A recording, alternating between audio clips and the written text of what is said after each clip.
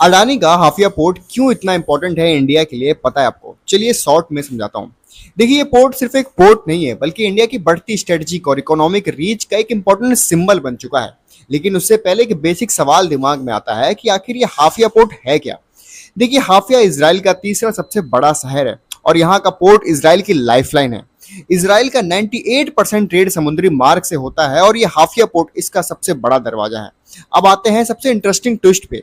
ये पोर्ट किसी Israeli company का नहीं है, बल्कि एक इंडियन कंपनी का है। अडानी पोर्ट्स ने 2022 में हाफिया पोर्ट को 1.18 बिलियन डॉलर से खरीदा था और ये कोई आम खरीदारी नहीं थी। अडानी ने दूसरे हाईएस्ट बिडर से 55% ज्यादा प्राइस दिया था इस पोर्ट का। अब यहाँ एक और इंपॉर्टेंट बात समझिए। साल 2023 में नई दिल्ली में हुए G20 समिट के दौरान एक बड़ा प्रोजेक्ट अनाउंस किया गया था, India middle east Europe economic corridor यानी आईमेक। इस प्रोजेक्ट का सीधा मकसद है इंडिया को यूरोप से एक नए ट्रेड रूट के थ्रू कनेक्ट करना, जिसमें पोर्ट्स, रेलवे नेटवर्क और शिपिंग लेन्स का इस्तेमाल होगा। अब यहाँ पर हाफिया पोर्ट बहुत इंपॉर्टेंट रोल प्ले करता है आईमेक कॉरिडोर में।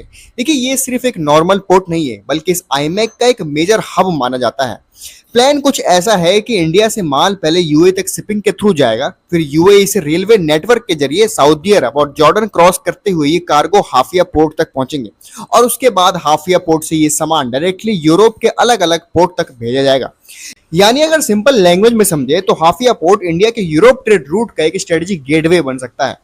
इसी वजह से अगर रीजन में इंस्टेबिलिटी या कॉन्फ्लिक्ट बढ़ता है तो इसका असर फ्यूचर शिपिंग और ट्रेड प्लानिंग पर भी पड़ सकता है। और इसका एक लाइव एग्जांपल हम मिडिल ईस्ट में देख ही रहे हैं। ऑन गोइंग कॉन्फ्लिक्ट ने एक बड़ी सच्चाई सामने लाके रख दी है कि ग्लोबल ट्रेड रूट कितनी आसानी से वल्नरेबल हो जाती है जब किसी स्ट्रेटेजिक रीजन में टेंशन या स्टेबिलिटी बढ़ जाए। मतलब सिर्फ एक कॉन्फ्लिक्ट पूरी सप्लाई चेन, शिपिंग कॉस्ट और डिलीवरी नेटवर्क को कैसे इम्पैक्ट कर सकता है। बाकी आप अपनी राय कमेंट में जरूर बताएं दोस्तों कि आप हाफिया पोर्ट के बारे में कितना जानते हैं। अगर आपको पहली बार पता चला हो हाफिया पोर्ट के बारे में तो कमेंट करके जरूर बताएं। जय हिंद दोस्तों, मिलते हैं अगली वीडियो में नए जियो पॉलिटिक्स अपडेट के साथ।